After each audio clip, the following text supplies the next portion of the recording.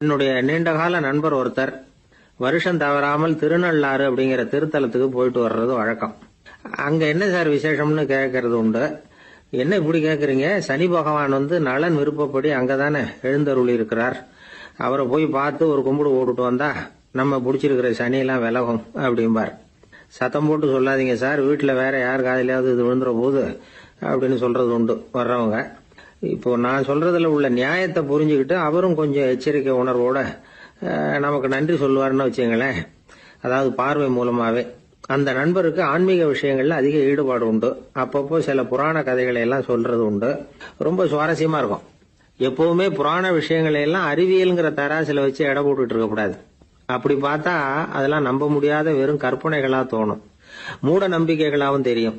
புராணங்களை புராணங்களாவே புரிஞ்சுக்கிறவங்களுக்கு அதெல்லாம் அர்த்தமுள்ள செய்திகளை உள்ளடக்கி இருக்கிறதாக தெரியும். அந்த வகையில தான் இந்த நண்பரும் நிறைய செய்திகளை சொல்றது உண்டு. சனியை போல கொடுக்கறவனும் இல்லை, சனியை போல கெடுக்கிறவனும் இல்லை அப்படின்னு சோதிடர்கள் சொல்லுவாங்க. நாம ஏதாவது ஒரு வம்புல மாட்டிக்கிட்டா பிடிச்சது சனி அப்படிங்கிறோம். ராவணன் எப்பேற்பட்ட வீரன், அவனே சனி பார்வைப்பட்டது தானே சங்கடப்பட ஆரம்பிச்சான் அப்படின்னார் நண்பர். அது எப்படிங்கன்னு கேட்டேன்.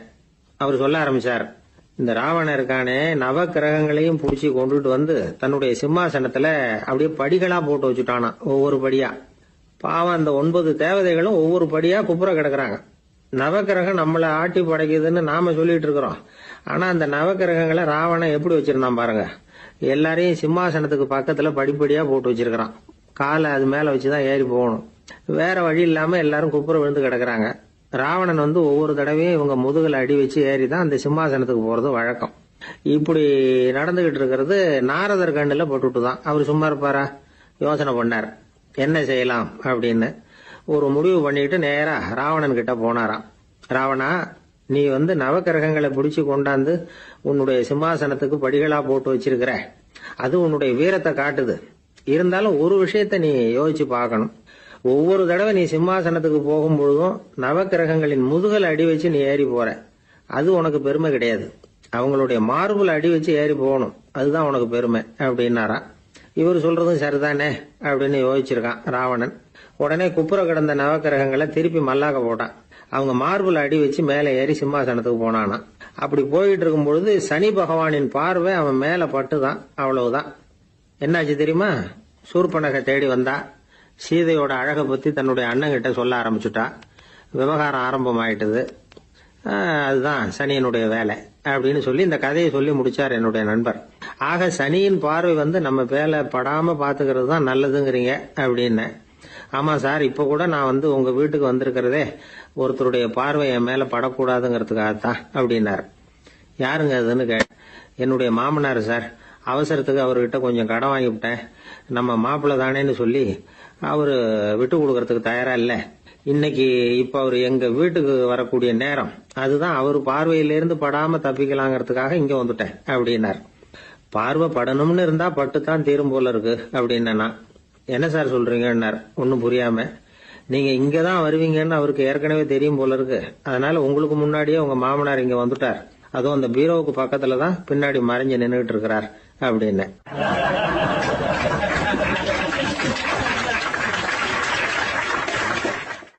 21ஆம் வருஷம் செப்டம்பர் மாசம் 22ஆம் தேதி மதுரை மேலமாசி வீதியில உள்ள ஒரு வீடு.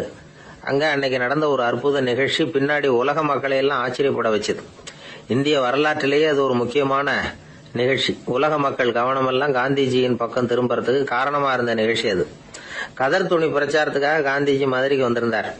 சென்னை துணி வணிகர் சங்கத்தின் துணைத் தலைவர் ஒருத்தர் இருந்தார், ராம்ஜி கல்யாண் ஷேட்ஜி. அவருடைய வீடு மதுரை மேலமாசி வீதியில இருந்தது. அந்த வீட்டுல தான் காந்திஜி தங்கி இருந்தார். அப்போ வயலுக்கு போற உழவர்கள்லாம் சின்ன சின்ன துண்டை இடுப்புல கட்டிக்கிட்டு கலப்பையை தூக்கிட்டு தெருவில் நடந்து போறதை கவனிச்சாரு. ஏற்கனவே சேலத்துக்கு தெற்க பல பகுதிகளில் ஆண்களும் பெண்களும் அறகுறை ஆடைகளோட உழைச்சிக்கிட்டு இருக்கிறத கண்ணால கண்டிருக்கிறார் அவரு.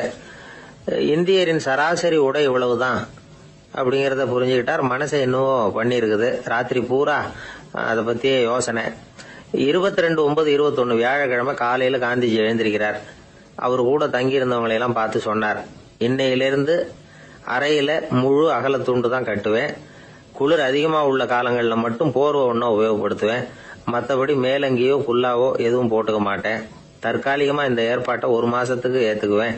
அதுக்கு பிறகு உசிதம் போல எண்ணி பார்த்து முடிவு பண்ணுவேன் அப்படின்னார். அவருடைய குரல் உறுதியா இருந்துதான். உடனே செயலில் இறங்கினார். தம்முடைய 10 முழ வேட்டி, மேலங்கி, உள் சட்டை, குல்லா எல்லாத்தையும் களைஞ்சார். வேட்டியில இருந்து ஒரு 4 முழ துணியை எடுத்துக்கிட்டார்.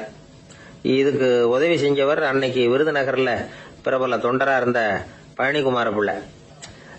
வெட்டி எடுத்த துண்டை நீள வாக்குல ரெட்டையா மடிச்சாரு. அதை இடுப்புல துண்டு மாதிரி கட்டிக்கிட்டாரு. தலையில சின்ன உச்சி குடுமி, அறையில சின்ன துண்டு. அண்ணல் காந்தி ஆண்டி கோலத்துல காட்சி அளிக்கிறார். கூட இருந்தவங்களை பார்த்து காரைக்குடிக்கு புறப்படலாமே அப்படின்னார். அவர் நண்பர்களும் சீடர்களும் திகைச்சு போய் நிக்கிறாங்க. இந்த விரதம் நிரந்தரமா ஆயிடுமோங்கிற பயம் அவங்களுக்கு. எப்படியோ இந்த விவரம் ராஜாஜிக்கு அன்னைக்கு பிரபலமா விளங்கின தேசபக்தர் டாக்டர் TSS ராஜனுக்கும் எட்டுச்சு. உடனே 2 பேரும் ஓடி வந்தாங்க. வேண்டாமே இந்த கோலம் அப்படின்னாங்க. காந்திஜி தன்னுடைய முடிவுல உறுதியா இருந்தார். ராஜாஜி என்னென்னமோ வாதம்லாம் பண்ணி பார்த்தார். உங்களுடைய வாதத்துக்கு என்னால பதில் சொல்ல முடியல, இருந்தாலும் நான் செய்யறதுதான் சரிங்கிறதுல எனக்கு சந்தேகம் இல்லை. இன்னைக்கு அதிகாலை 3 மணி இருக்கும். நான் ஓரளவு விழிச்சுக்கிட்டேன். அதாவது உறக்கமும் விழிப்புமா இருந்த நிலையில எனக்கு இந்த எண்ணம் உண்டாச்சு. இது என்னுடைய அந்தராத்மாவின் ஆணை, அதை என்னால மீற முடியாது அப்படின்னு சொல்லிவிட்டாராம் காந்திஜி. கதர் பிரச்சாரத்துக்காக காரைக்குடிக்கு கிளம்பினார். வாசல்ல 4 மோட்டார் வண்டிகள் காத்துக்கிட்டு இருந்தது. வீதியில 2 பக்கமும் ஜனங்கள். காந்திஜி இடுப்பு துணியோட மோட்டார் வண்டியில ஏறினார். நண்பர்களும் சீடர்களும் மக்களும் உடல் சிலிர்க்க அந்த காட்சியை பாக்குறாங்க. மோட்டார் வண்டி நகர ஆரம்பிக்குது. எப்பேற்பட்ட காட்சி அது! சுக்கநாத பெருமானியே கூலி ஆளாக்கிய மண், அப்படி ஆக்கி மண் சுமக்க வச்ச மதுரை இல்லையா, அந்த மதுரை தான் காந்திஜி துறவி கோலம் கொள்றதுக்கும் காரணமா இருந்திருக்குது. இது இன்னைக்கு எத்தனை பேருக்கு தெரியும்? ஒரு தடவை காந்திஜி நேருவும் சுற்றுப்பயணம் செஞ்சாங்களாம். ஒரு இடத்துல நடந்து போயிட்டு இருக்கிறாங்க. குறுக்க ஒரு வாய்க்கால். நேரு என்ன பண்ணாரு தெரியுமா? தன்னுடைய இளமை துடிப்பை காட்டுறதுக்காக கொஞ்ச தூரம் பின்னாடி போய் அங்கேருந்து வேகமா ஓடி வந்து அந்த வாய்க்காலை தாண்டினாராம். காந்திஜி அப்படி பண்ணல. பக்கத்துல இருந்த பாலம் வழியா அந்த வாய்க்காலை கடந்து வந்தார். நேரு காந்திஜியை பார்த்து சிரிச்சுக்கிட்டே, என்ன மாதிரி நீங்களும் தாண்டி இருக்கலாமே அப்படின்னாராம். அதுக்கு காந்திஜி சிரிச்சுக்கிட்டே சொன்னாராம், 2 அடி முன்னேறதுக்காக 5 அடி பின்னாடி போறதா அப்படின்னாராம்.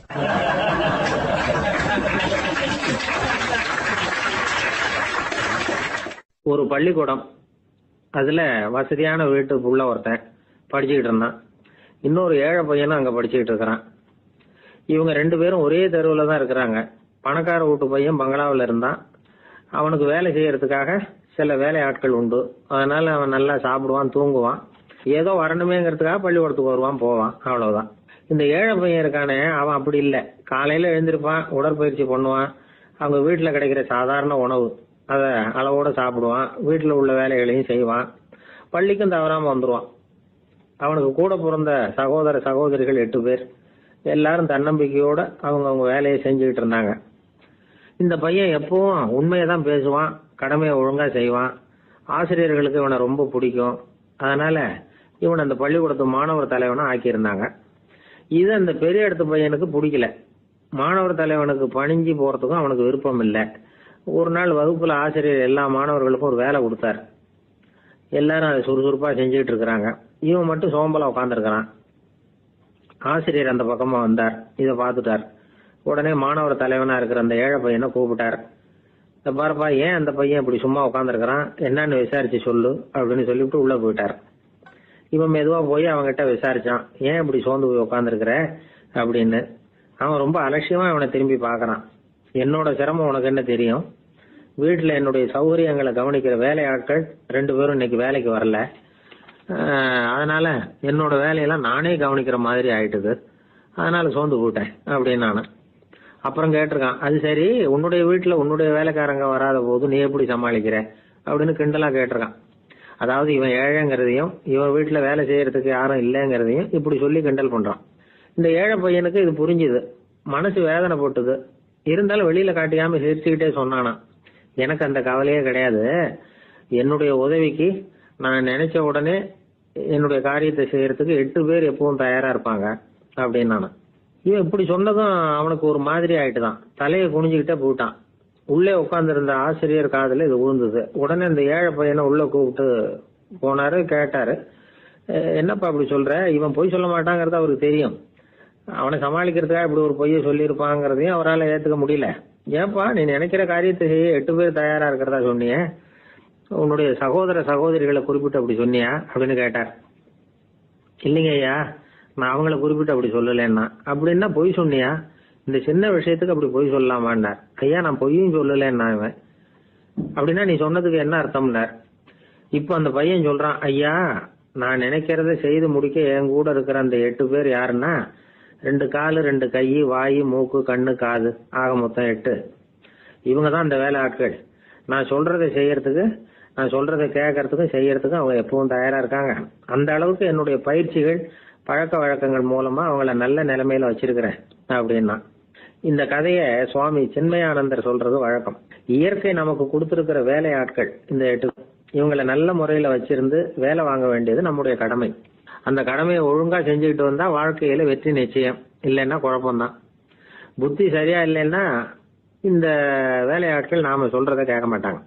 ஒருத்தன் குடி போதையில தள்ளாடி தள்ளாடி போய் ஒரு மரத்துல முட்டிக்கிட்டானா. தலையில கட்டு போட்டுக்கிட்டு மறுநாள் வந்திருக்கான். ஏன்டா இப்படி பண்றேன்னு கேட்டிருக்காங்க.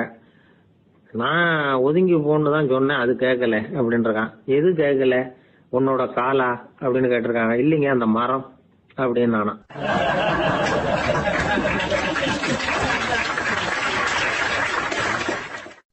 ஒரு ஊர்ல ஒரு ராஜா இருந்தார். அந்த ராஜாவுக்கு ஒரு புள்ள. அந்த புள்ளைக்கு விவரமே தெரியாது. அவன் ஒரு முட்டாள்ங்கிறது எல்லாருக்கும் தெரியும். ஆனாலும் அவன் தான் அடுத்தபடியா ஆட்சிக்கு வர வேண்டியவன். ஆட்சி பொறுப்பை ஏற்க வேண்டிய ஒருத்தன் இப்படி இருந்தா என்ன பண்றது அப்படிங்கிறது எல்லாருக்கும் உள்ள கவலை. மன்னர் அமைச்சர்களை கூட்டினார், ஆலோசனை கேட்டார் என்ன பண்ணலாம்னு. இவனை இன்னொரு நாட்டு பல்கலைக்கழகத்துக்கு அனுப்பி பார்க்கலாம், அங்க போய் படிச்சுட்டு வரட்டும், நிறைய படிச்சுட்டு நல்ல ஞானத்தோட திரும்பி வரட்டும், அதுக்கப்புறம் பாத்துக்கலாம் அப்படிங்கறது அவங்க சொன்ன ஆலோசனை. மன்னருக்கும் அது சரின்னு தோணுச்சு. மகனை வெளி தேசத்துக்கு அனுப்பி வச்சார். இவனும் போனான், ஒரு பல்கலைக்கழகத்துல சேர்ந்தான், நிறைய படிச்சான். அதுக்கப்புறம் தந்தைக்கு ஒரு கடிதம் எழுதினான்.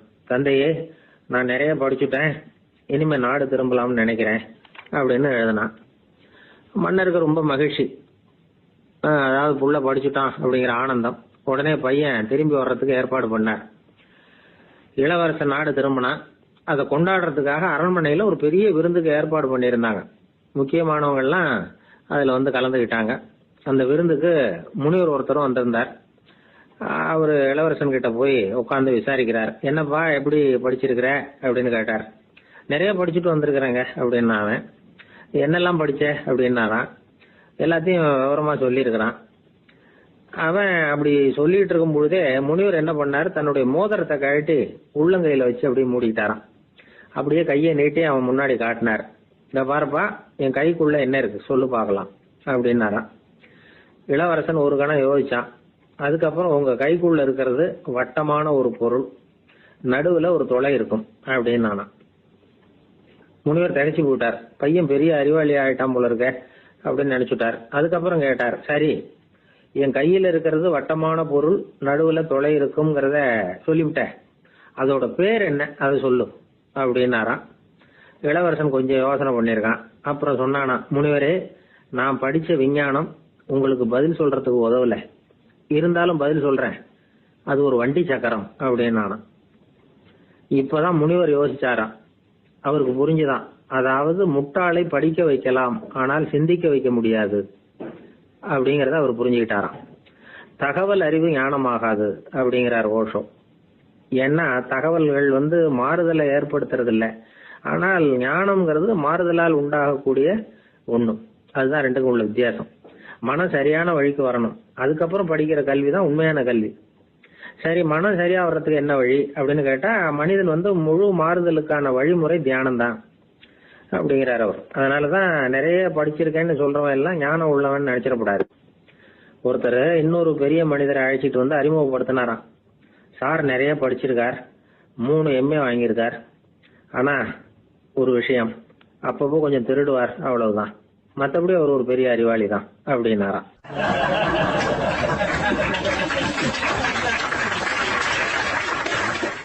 ஒருத்தர் குதிரை ரேஸுக்கு போனார், பணம் கட்டினார், தோத்து போயிட்டார். மறுபடியும் போனார், பணம் கட்டினார், தோத்து போனார். அடுத்த தடவையும் பணம் கட்ட போனப்போ அவரை தடுத்து கேட்டோம், ஏன் சார், ஏற்கனவே விட்டது போதாதா, இன்னமும் இருக்கிறத விடணுமா அப்படின்னு கேட்டோம். விட்டதையெல்லாம் மொத்தமா எடுக்க வேணாமா சார், அதுக்காக தான் தொடர்ந்து பணம் கட்டுறேன்னார் அவர். இவரை திருத்துறது ரொம்ப கஷ்டம். இது ஒரு மனநோய். மனநோய்கள்ல பல வகை உண்டு. மனநோய்கள் பிரிவு அட்டவணையில சூதாட்டம்ங்கிறது அவதியுறும் நோய் அப்படிங்கிற தலைப்புல வருது. சூதாட்டம் வந்து 2 வகைப்படும்னு சொல்றாங்க உளவியல் நிபுணர்கள். ஒரு வகை எப்படின்னா, நண்பர்களோட சேர்ந்துகிட்டு மகிழ்ச்சியும் கிளர்ச்சியும் அடையறதுக்காக ஈடுபடுறது. பிரச்சனைகளை தீர்க்கறதுல ஒரு ஆர்வம், கேளிக்கைக்காக கொஞ்சம் விட்டு பிடிக்கிறது அப்படிங்கிற மனுஷனுடைய அடி மனசுல உள்ள விபரீத பிணைய சுபாவம், இதெல்லாம் அதுக்கு காரணம். இன்னொரு வகை எப்படின்னா, சூதாட்டத்தில் ஈடுபட்டு ஒரு கட்டாய நிலைமைக்கு ஆளாயிடுறது. ஈடுபடு அப்படின்னு மனசு ஒரு வெறித்தன்மையை தூண்டிக்கிட்டே இருக்கும். இப்படிப்பட்டவங்களுக்கு நாம தோத்துக்கிட்டு இருக்கோம்ங்கிறது தெரியும், நாம ஜெயிக்கிறதுக்கான சந்தர்ப்பம் இல்லைங்கிறதும் தெரியும். இதனால நமக்கும் கஷ்டம், நம்ம சுத்தி இருக்கிறவங்களுக்கும் கஷ்டங்கிறதும் புரியும். அப்படி இருந்தும் சூதாடுவாங்க. இதுக்கு காரணம் சூதாடியின் பகற்கனவு அப்படிங்கிறாங்க நிபுணர்கள். இந்த நிலைமைக்கு கட்டாய சூதாட்டம் அல்லது நிர்பந்த சூதாட்டம் அப்படின்னு பேர் வச்சிருக்கிறாங்க. இப்படிப்பட்ட ஆசாமி இருக்கிறது பூரா விட்டுருவான், கடன் வாங்குவான், திருடுவான். இருந்தாலும் என்னைக்காவது ஒரு நாள் ஜெயிச்சிருவேன் அப்படின்னு சொல்லிக்கிட்டே இருப்பான். விட்டதை எடுத்துருவேங்கிற ஒரு நம்பிக்கை சுடர் அவனுக்குள்ள எரிஞ்சுக்கிட்டே இருக்கும். இவனை வந்து மனநோயாளி அப்படின்னு சொல்லிட முடியாதான். என்ன காரணம்னா, இது மாதிரி ஆளுங்க கிட்ட மன போராட்டமோ கவலையோ பதட்டமோ இருக்கிறது இல்ல. சில விசேஷமான குணங்கள் இவங்க கிட்ட உண்டு. எதிர்ப்பு உணர்ச்சி, சிறுபிள்ளைத்தனம், சட்ட திட்டங்களையும் சம்பிரதாயங்களையும் உட தெரியாத மனப்போக்கு, பொறுப்பில்லாத தன்மை, நெறி தவறி நடக்கிறது எல்லாம் இவங்க கிட்ட உண்டு.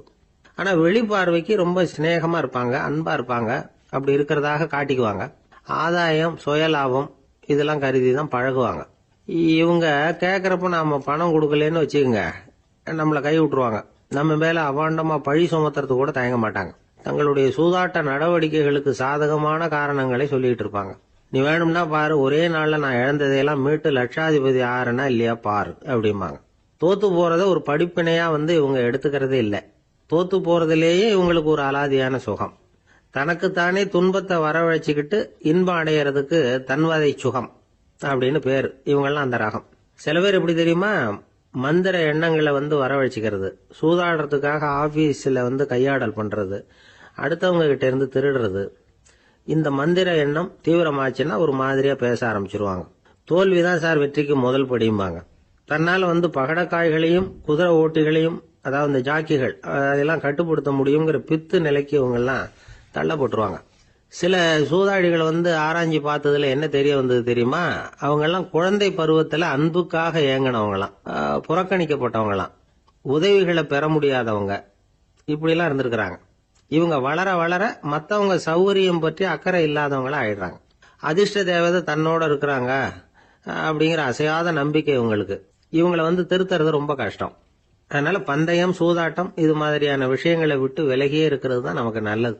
ஒரு ஆள் சொன்னா, என்னுடைய குதிரை வேகமா ஓடுறதுக்கு என்ன வழி அப்படின்னு கால்நடை மருத்துவர்கிட்ட யோசனை கேட்டேன். அவர் ஒரு பாட்டில் நிறைய மாத்திரைகளை கொடுத்து தினம் 2 மாத்திரை வீதமா கொடுக்க சொன்னார். முதல் நாள் 2 மாத்திரையை கொடுத்தேன். கொடுத்துட்டு அது மேலே ஏறி உட்கார்றதுக்கு போனேன். அவ்வளவுதான். அதுக்குள்ள அது அம்பு மாதிரி பாஞ்சு ஓடி போச்சு. நான் இன்னும் உட்காரவே இல்லை, அதுக்குள்ள பாஞ்சு ஓடி போச்சு அப்படின்னா. அடடா, அப்புறம் நீங்க என்ன பண்ணீங்க அப்படின்னு கேட்டாங்க. என்ன பண்றது, மீதி மாத்திரை பூராவே நான் முழுங்கி விட்டு அதுக்கப்புறம் துரத்தி பிடிச்சி அது மேலே ஏறி உட்கார்ந்தேன் அப்படின்னா அவன்.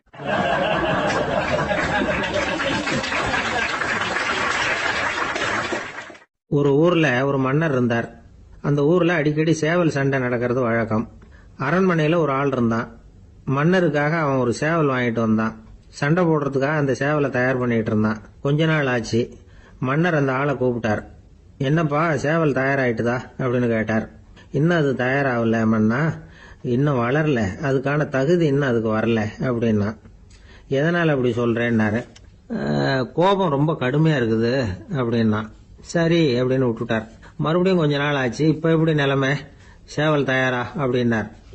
இன்னும் இல்ல அரசே, மற்ற சேவல் எங்கேயாவது கூவுற சத்தம் கேட்டா உடனே இது பரபரப்பாயிடுது, பக்கத்துல ஒரு சேவலின் நிழலை கண்டா கூட இது பரபரப்பாயிடுது அப்படின்னா. சரி இன்னும் கொஞ்ச நாள் ஆகட்டும்னு விட்டுட்டார். கொஞ்ச நாள் ஆச்சு. இப்ப மறுபடியும் விசாரிச்சார்.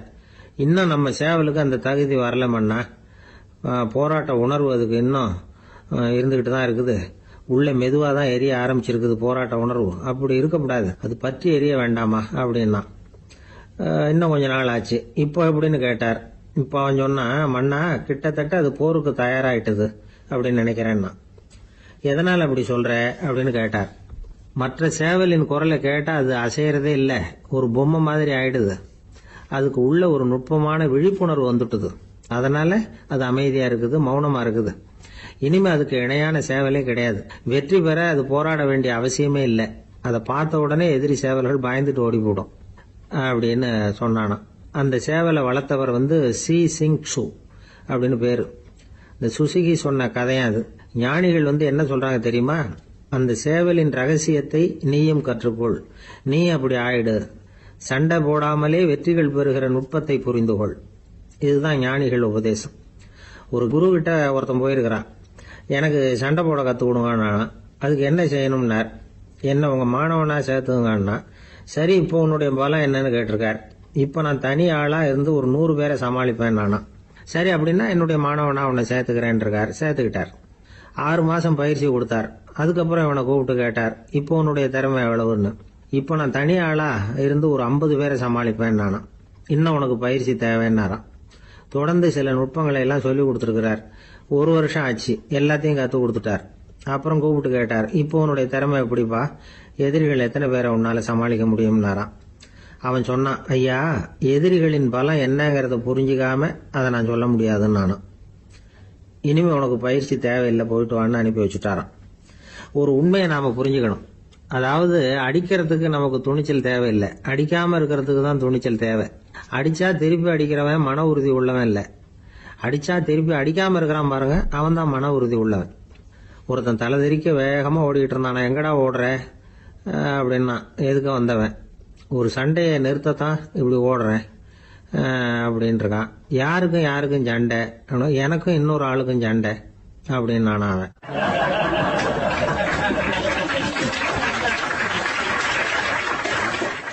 பொங்கல் திருநாள்.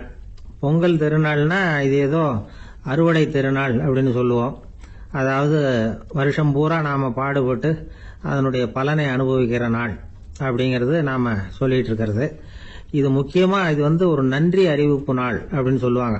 இன்னைக்கு நிறைய நன்றி அறிவிப்பு கூட்டம்லாம் நடந்துகிட்டு இருக்குல்ல, அது மாதிரி விவசாயிகள் நடத்துகிற ஒரு நன்றி அறிவிப்பு விழா இது.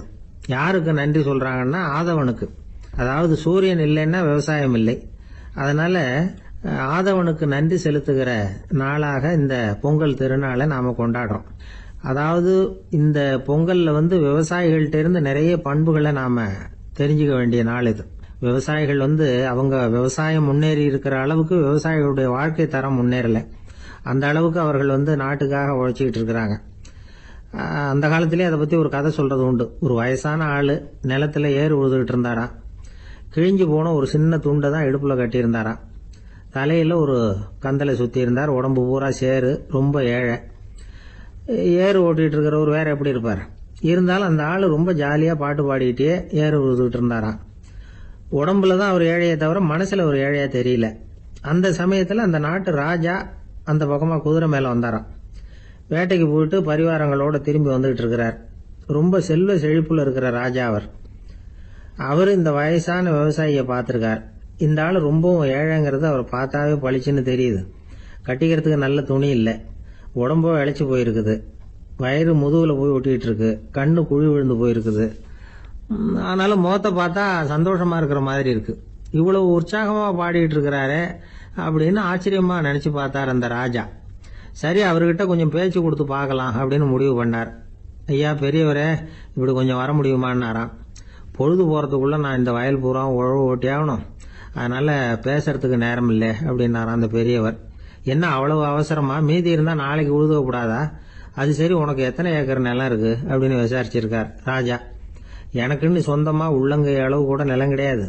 இது எங்க முதலாளியோட நிலம். இதை பூராவும் உழுது முடிச்சாதான் அவர் கூலி கொடுப்பார். நான் கூலிக்கு உழுதுகிட்டு இருக்கிறேன். உங்ககிட்ட பேசிக்கிட்டு இருந்தா அவருக்கு துரோகம் பண்ணது மாதிரி ஆயிடும் அப்படின்னாராம். ராஜா குதிரையை விட்டு கீழே இறங்கினார். வரப்புல நடந்து அந்த பெரியவர் கிட்டே போனாராம். சரி, ஒரு நாள் பூரா உழுதா உனக்கு எவ்வளவு கூலின்னு கேட்டிருக்கார். 8 அணா கூலி கிடைக்கும்னாராம் அவர். இது ரொம்ப காலத்துக்கு முன்னாடி நடந்த ஒரு சம்பவங்கிறதுனால அப்ப 8 அணா கூலிங்கிறது ரொம்ப பெருசு. இருந்தாலும் அதுவும் அந்த ராஜாவுக்கு பெரிய கூலியா தெரியல. இவ்வளவுதானா, இதை வச்சுக்கிட்டு நீ எப்படி காலம் தள்ளுற அப்படின்னாராம். ஒன்னும் கவலை இல்லை அப்படின்னாராம் அவரு. ராஜாவுக்கு ரொம்ப ஆச்சரியமா போச்சு. 8 அணா கூலி வாங்குற இந்த ஆளு கவலை இல்லாம இருக்கிறார், ஏராளமான வசதியோடு இருக்கிறன்னா கவலை இல்லாம வாழ முடியலையே அப்படின்னு நினைச்சு பார்த்திருக்கார். அது சரி, 8 அணாவில் எப்படி குடும்பம் நடத்துற அப்படின்னு கேட்டாராம். எனக்கு கிடைக்கிற 8 அணாவில் 2 அணா குடும்பத்துக்கு செலவழிக்கிறேன், 2 அணா பழைய கடனுக்கு கொடுக்குறேன், 2 அணா தர்மம் செய்யறேன், 2 அணா வட்டிக்கு கொடுக்குறேன், ஒரு குறையும் இல்லைன்னாராம். ராஜாவுக்கு ஒன்றும் புரியல. எனக்கு ஒன்றும் புரியலேன்னு இருக்காரு. ஐயா, எனக்கும் என் மனைவிக்கும் 2 அணா செலவாகுது. வயசான அம்மா அப்பா இருக்கிறாங்க, சின்ன வயசுல என்னை காப்பாத்தினவங்க அவங்க. அந்த கடனுக்கு 2 அணா செலவாகுது, அது பழைய கடன். என் தங்கச்சி ஒருத்தி ஆதரவு இல்லாத நிலைமையில தன்னுடைய மகனோட என் வீட்டில் இருக்கிறா. அவளுக்கும் அவள் மகனுக்கும் 2 அணா செலவு பண்றேன், அது தர்மம். எனக்கு 2 பிள்ளைங்க இருக்கிறாங்க, அவங்களுக்கு 2 அணா செலவு பண்றேன், அது வட்டிக்கு கொடுக்கறது மாதிரி. பிற்காலத்தில் அவங்க எங்களை காப்பாற்றுவாங்க. அந்த வகையில நான் திருப்தியோட வாழ்ந்துகிட்டு இருக்கிறேன் அப்படின்னாராம். ராஜாவுக்கு அர்த்தம் புரிய ஆரம்பிச்சுதான். அந்த பெரிய நிலத்தை விலை கொடுத்து வாங்கி அந்த பெரியவருக்கே தானமா கொடுத்துட்டாராம். இப்போ உழுதவருக்கே நிலம் சொந்தமாயிட்டது. அன்னையிலிருந்து அரசனுக்கும் ஆறுதல் கிடைச்சுதான். இப்படி ஒரு கதை சொல்லுவாங்க. 8 அணா வருமானத்தை வச்சுக்கிட்டு எப்படி காலத்தை தள்ளுறதுன்னு சொல்றதுக்காக இந்த கதையை சொல்றதாக யாரும் தப்பா நினைச்சுக்க கூடாது. கிடைக்கிறத எப்படி பங்கு போடுறார், எப்படி திருப்தியா வாழறார் அப்படிங்கிறது தான் முக்கியம். அது மாதிரி இன்றைக்கு இந்த பொங்கல் திருநாள்ல உழவர்கள் மனசு மகிழ்ச்சியா இருந்ததுன்னா அது எல்லாரும் மகிழ்ச்சியா இருக்கிறது மாதிரி அர்த்தம். அதனால அவர்கள்ட்ட இருந்து நாம பாடம் கத்துக்கணும். சில உழவர்கள் தங்கள் நிலத்துல விளையறத தாங்கள் சாப்பிட மாட்டாங்க, அடுத்தவங்கள்ட்ட வித்துட்டு சந்தையில போய் வேற அரிசி வாங்கிட்டு வந்துதான் இவங்க சாப்பிடுவாங்க. அப்படிப்பட்ட விவசாயிகள்லாம் இது உண்டு. பங்கிடுகிற பண்பை உழவர்கள்ட்ட இருந்து கற்றுக்கொள்ளுங்கள் அப்படிம்பாங்க. ஒரு ஆள் நிம்மதியா மகிழ்ச்சியா இருந்தானா, உங்க நிம்மதிக்கும் மகிழ்ச்சிக்கும் என்ன காரணம்னு கேட்டிருக்காரு இன்னொருத்தர். என்கிட்ட இருந்தது பூராவையும் என் பிள்ளைங்களுக்கு சமமா பங்கு போட்டு கொடுத்துட்டேன், எனக்குன்னு எதுவுமே வச்சுக்கல, அதுதான் நிம்மதிக்கு காரணம்னு இருக்கான். உங்ககிட்ட இருந்தது எவ்வளவு இருந்தது அப்படின்னு கேட்டிருக்காரு அவரு. மொத்தமா ஒரு 50,000 ரூபாய் இருக்கும் அப்படின்னு இருக்கான். அவ்வளவும் பணமாவே இருந்ததா அப்படின்னு கேட்டிருக்காங்க அவங்க. இல்லைங்க, அவ்வளவும் கடன், அதை தான் பிரிச்சு கொடுத்துருக்கேன் பிள்ளைங்க கிட்ட அப்படின்னு நானா அவன்.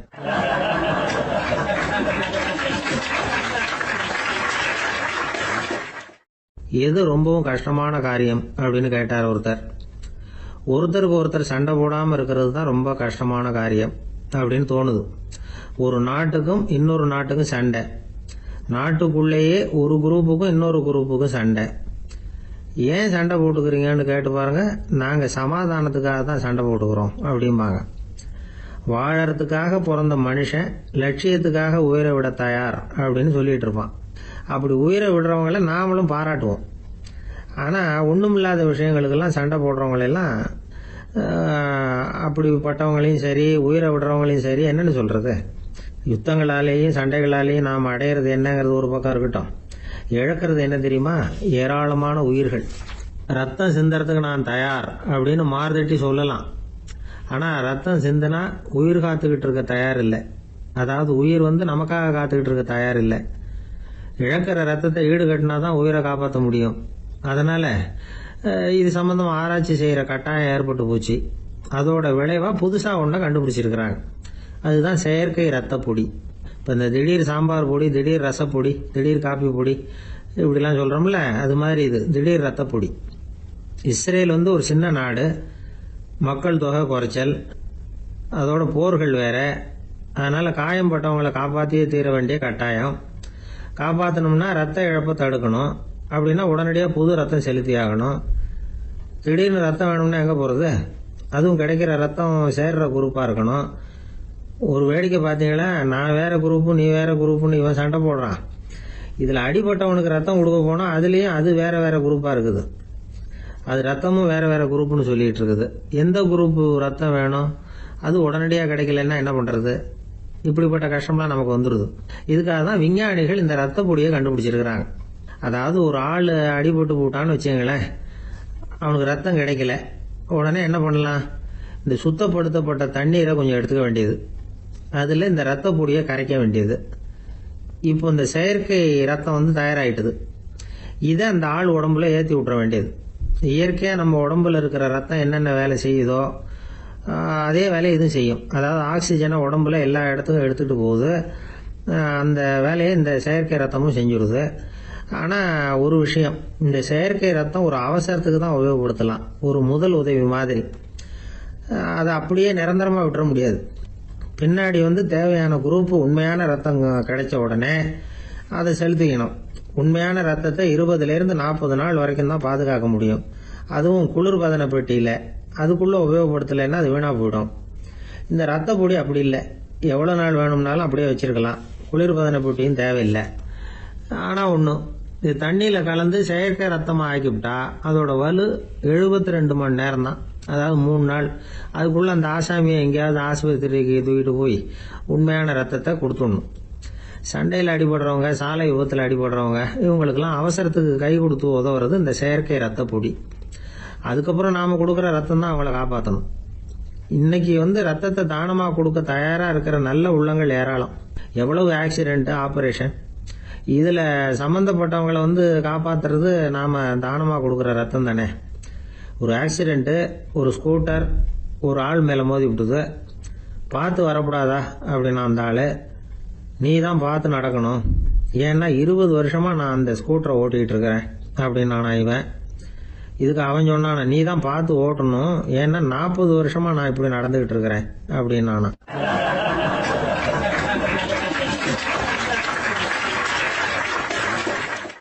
அந்த மரத்தின் உச்சியில ஒரு பறவை கூடு, ஏதோ ஒரு பறவை கூடு கட்டியிருந்தது.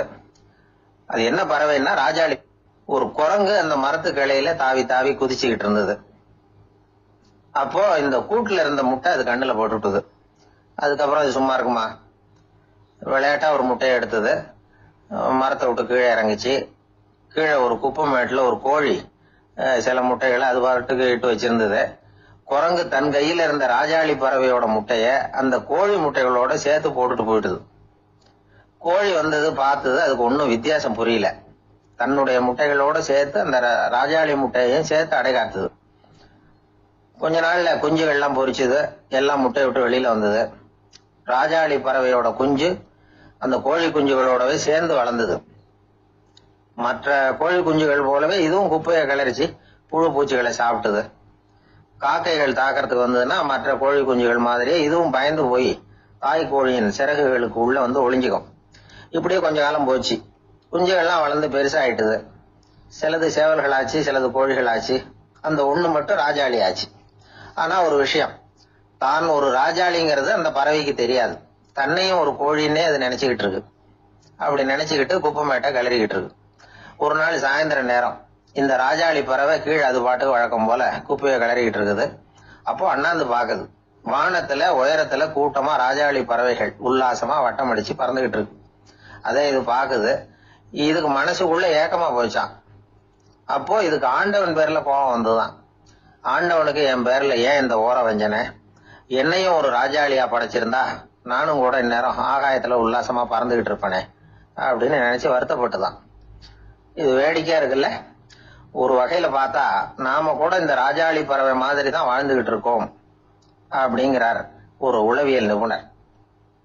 நம்மால எவ்வளவு வேலை செய்ய முடியும் அப்படின்னு நாம நினைச்சுக்கிட்டு இருக்கிறோமோ அதை விட பல மடங்கு நம்மால வேலை செய்ய முடியுமா, பல மடங்கு வேகமாவும் வேலை செய்ய முடியும் அப்படிங்கிறார் அவர். நம்முடைய முழுமையான பலம் என்னங்கிறது நமக்கே தெரியறது இல்லை, அதுதான் கஷ்டம். நம்முடைய பலம் தெரியாததுனாலதான் நாம எதுக்கு எடுத்தாலும் பயந்துகிட்டு இருக்கிறோம். ஒரு ஆள் இருந்தான், அவனுக்கு எப்படின்னா கோழியை கண்டா பயப்படுவான்.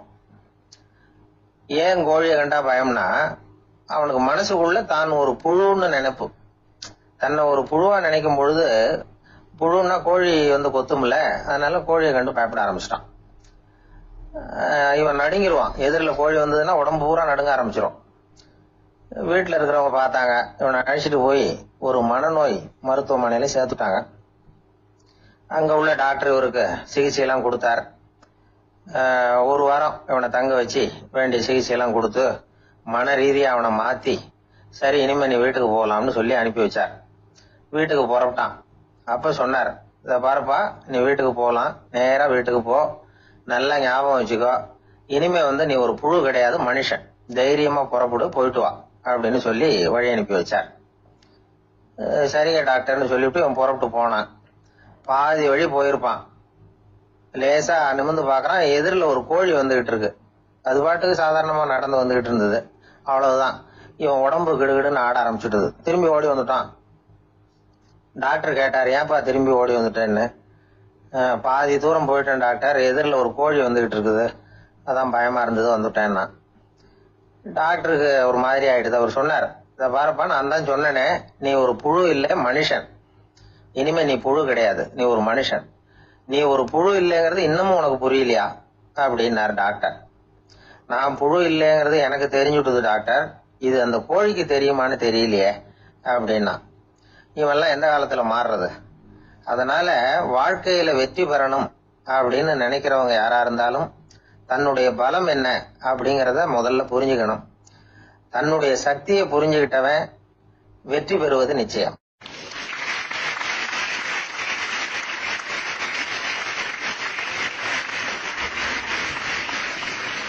ஒருத்தர் அவசரமா போய்கிட்டு இருந்தார்.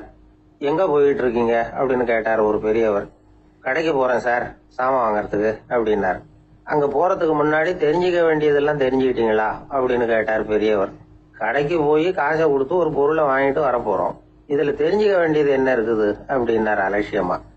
இப்ப அந்த பெரியவர் பேச ஆரம்பிச்சார். இந்த உலகத்துல எந்த ஒரு செயல்ல இறங்குறப்பவும் நாம நல்லா ஆலோசனை பண்ண வேண்டிய விஷயம் 5 அப்படின்னார். உதாரணமா, ஒருத்தன் கடைக்கு போய் ஏதோ ஒரு பொருளை வாங்கிட்டு வர போறான்னு வச்சுக்கங்களேன். அப்ப கூட அவன் 5 விஷயங்களை பத்தி தெரிஞ்சுக்க வேண்டியிருக்குது அப்படிங்கிறார் அவர்.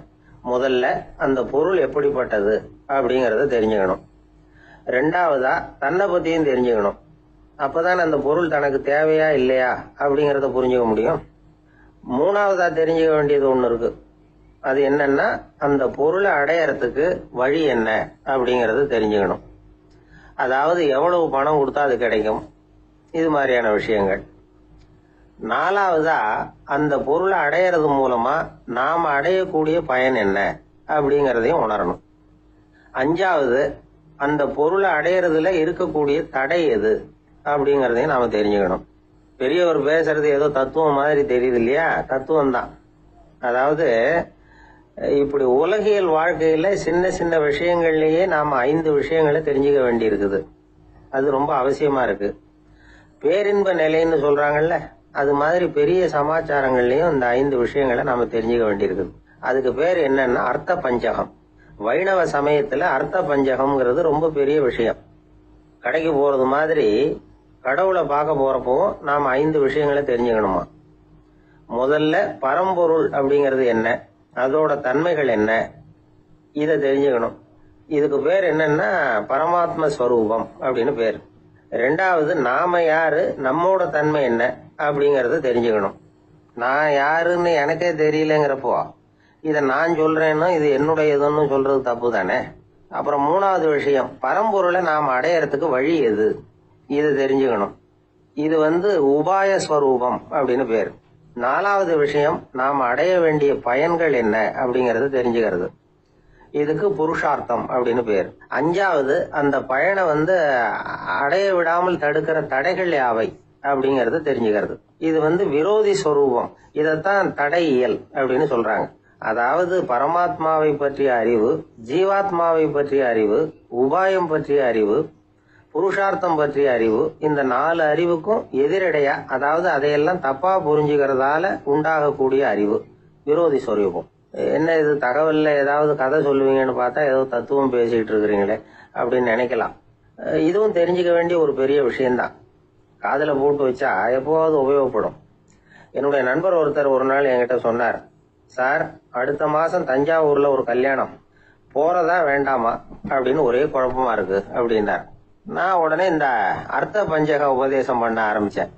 அவர் எல்லாத்தையும் பொறுமையா கேட்டுட்டு, சரி சார் நான் போறதுன்னு முடிவு பண்ணிவிட்டேன்னார்.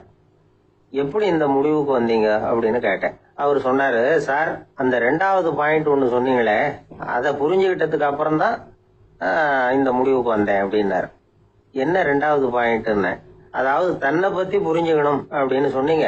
உடனே என்னை பத்தி புரிஞ்சுக்கிட்டேன், நான் யாருங்கிறது எனக்கு தெரிஞ்சுது, உடனே போறதுதான் நல்லதுன்னு முடிவு பண்ணிவிட்டேன்னாரு. நீங்க யாருன்னு கேட்டேன். நான் தான் சார் அந்த கல்யாணத்துல தாலி கட்ட வேண்டிய மாப்பிள்ளை அப்படின்னாரு. ஒரு வயசான தாத்தா பாட்டி 60 வருஷத்துக்கு முன்னாடி அவங்களுக்கு கல்யாணம் ஆச்சு. ஒன்னாவே வாழ்ந்தாங்க, ஒன்னாவே இறந்து போனாங்க. இப்போ அவங்க 2 பேரும் சொர்க்கத்துக்கு போய் சேர்ந்தாங்க. அங்கே எல்லா வசதியும் இருந்தது. ஒரு பெரிய பங்களாவே இவங்களுக்கு ஒதுக்கி கொடுத்தாங்களாம். இதுக்கு எவ்வளவு வாடகைன்னு கேட்டார் தாத்தா. வாடகையெல்லாம் கிடையாது, இலவசம் அப்படின்னார் அங்க இருந்தவர். அந்த வீட்டுக்கு பின்னாடி ஒரு பெரிய புல்வெளி இருந்தது. இதுல விளையாட ஏதாவது கட்டணம் உண்டான்னு கேட்டிருக்காரு தாத்தா. அதெல்லாம் ஒன்றும் கிடையாது, பணம்லாம் கட்ட வேண்டியதில்லை அப்படின்னார் அவரு. பக்கத்துல ஹோட்டல் மாதிரி ஒரு பெரிய கட்டடம், உள்ள சாப்பாட்டு மேஜைகள், அது மேல விதவிதமான பலகாரங்கள். சாப்பாட்டுக்கெல்லாம் எவ்வளவு அப்படின்னு விசாரிச்சாராம் தாத்தா. அதுதான் சொன்னேனே, இங்க எல்லாமே இலவசம்தான், எது வேணும்னாலும் சாப்பிடலாம், எவ்வளவு வேணும்னாலும் சாப்பிடலாம் அப்படின்னாராம். நீங்க சொல்றீங்க அப்படி, ஆனா நான் சர்க்கரை சேர்த்துக்க கூடாது, உப்பு சேர்த்துக்க கூடாது, பாட்டி கையால எப்பவும் பத்திய சாப்பாடு தான் அப்படின்னாராம் தாத்தா. இதை பாருங்க, இங்க உங்களுக்கு அந்த கவலையும் வேண்டியதில்லை. இங்க நீங்க ஸ்வீட்டு சாப்பிடலாம், காரம் சாப்பிடலாம், உங்களுக்கு எந்த நோயும் வராது அப்படின்னாராம் அங்க சொர்க்கத்துல இருந்தவர். இதை கேட்ட உடனே அந்த தாத்தா பக்கத்துல நின்ன பாட்டியை பார்த்து கத்தினாராம். அடி பாவி, எல்லாத்தையும் கெடுத்துட்டிய, நீ எனக்கு பத்திய சாப்பாடு போடாம கண்டதை திங்க விட்டுருந்தா 10 வருஷத்துக்கு முன்னாடியே நான் இங்க வந்து சேர்ந்திருப்பேனே அப்படின்னாராம்.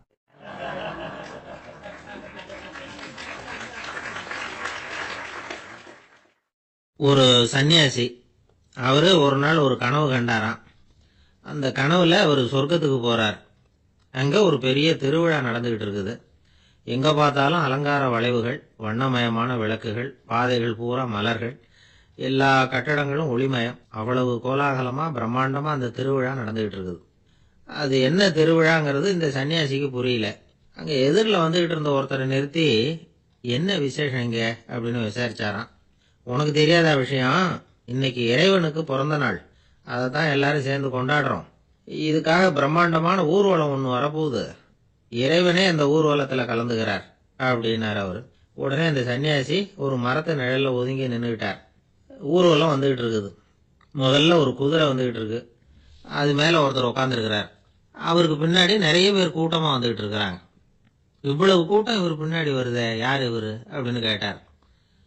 ஒரு மதத்தின் பெயரை சொல்லி, இவர் அந்த மதத்தின் தலைவர், அவரை பின்பற்றுகிற மக்கள் கூட்டம் பின்னாடி வந்துகிட்டு இருக்குது அப்படின்னு விவரம் சொல்லியிருக்கிறாங்க. இவங்களுக்கு அடுத்தபடியா இன்னொரு குதிரையில ஒருத்தர் வந்துகிட்டு இருக்கிறார். அவருக்கு பின்னாடி ஏகப்பட்ட கூட்டம். இவர் யாருங்க அப்படின்னு கேட்டிருக்காரு சன்னியாசி. அங்க இருக்கிறவங்க விவரம் சொல்லியிருக்கிறாங்க. இன்னொரு மதத்தின் பெயரை சொல்லி, இவர் அந்த மதத்தினுடைய தலைவர், அவர் வழியை பின்பற்றுகிறவர்கள் அவர் பின்னாடி கூட்டமா வந்துகிட்டு இருக்கிறாங்க அப்படின்னு இருக்காங்க. இப்படி ஒவ்வொருத்தரா குதிரை மேல வந்துகிட்டே இருக்கிறாங்க. அவங்கள பின்பற்றியும் ஒவ்வொரு கூட்டம் வந்துகிட்டே இருக்குது. அந்த பெரிய ஊர்வலம் அது பாட்டுக்கு போயிட்டு இருக்குது. கடைசியா அது முடிஞ்சது ரொம்ப நேரம் கழிச்சு. அதுக்கப்புறம் கொஞ்ச நேரம் கழிச்சு ஒரு வயசான ஆள் குதிரை மேல வந்துகிட்டு இருக்கிறார். ஆனா அவருக்கு பின்னாடி யாருமே இல்லை. அவர் பரிதாபமா தனியா வந்துகிட்டு இருக்கிறார். அவர் அந்த ஊர்வலத்தை சேர்ந்தவரா இல்லையாங்கிறதே தெரியல. இவர் யாரு, இவர் ஏன் இப்படி தனியா வந்துகிட்டு இருக்கிறார் அப்படின்னு கேட்டிருக்காரு அந்த சன்னியாசி. என்னது இப்படி கேக்குறீங்க, இவர் தான் கடவுள், இவருக்காக தான் இன்னைக்கு இந்த ஊர்வலமே நடக்குது, இவருக்கு தான் இன்னைக்கு பிறந்த நாள், முன்னாடி போற ஊர்வலம் பூரா இவருடைய பிறந்த நாளை கொண்டாடுறதுக்காக தான் அப்படின்னு இருக்காங்க. இதை கேட்டதும் அந்த சன்னியாசிக்கு திடுக்குன்னு தூக்கி போட்டிருக்கு. இது வரைக்கும் கனவு கண்டுகிட்டு இருந்தவர் மூழ்கிட்டார். அதுக்கப்புறம் தான் யோசிச்சு பார்த்திருக்கார். உண்மைதான், மக்கள் எல்லாரும் பக்தி மார்க்கத்துல போறதா நினைச்சுக்கிட்டு பாதை மாறி போயிட்டு இருக்கிறாங்க. கடவுளை பின்பற்றுவதாக நினைக்கிறாங்க பக்தர்கள், ஆனா கடவுளுக்கு பின்னாடி யாருமே இல்லை. இன்னமும் இயல்பா இதை பத்தி யோசிச்சு பார்த்தா, உண்மைக்கு பின்னாடி தான் நான் போய்கிட்டு இருக்கேன் அப்படின்னு நிறைய பேர் சொல்றாங்க.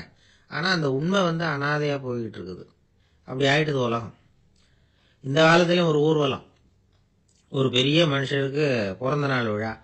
அவரு குதிரை மேல ஏறி முன்னாடி போயிட்டு இருக்கிறார்.